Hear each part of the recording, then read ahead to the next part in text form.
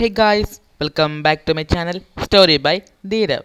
ഇന്ന് ഞാൻ നിങ്ങളുമായി പങ്കുവയ്ക്കാൻ പോകുന്നത് എൻ്റെ നാടായ പത്തനംതിട്ടയിലെ ചില പ്രത്യേകതകളാണ്. വിശ്വാസങ്ങളും ഐതിഹ്യങ്ങളും നിറഞ്ഞ ഒരു മനോഹരമായ നാടാണ് എൻ്റെ പത്തനംതിട്ട. പത്തനംതിട്ട എന്ന് കേൾക്കുമ്പോൾ തന്നെ ഓർമ്മയിലെത്തുന്നത് പന്തളവും ശബരിമലയുമൊക്കെയാണ്.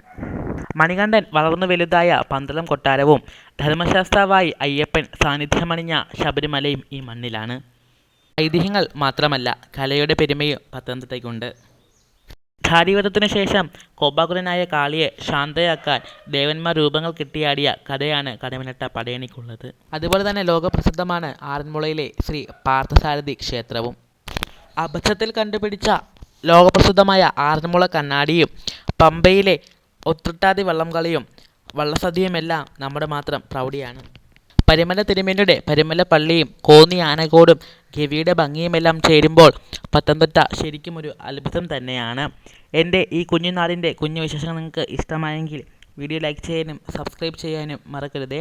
Thanks for watching. It's me Dheerav Krishna.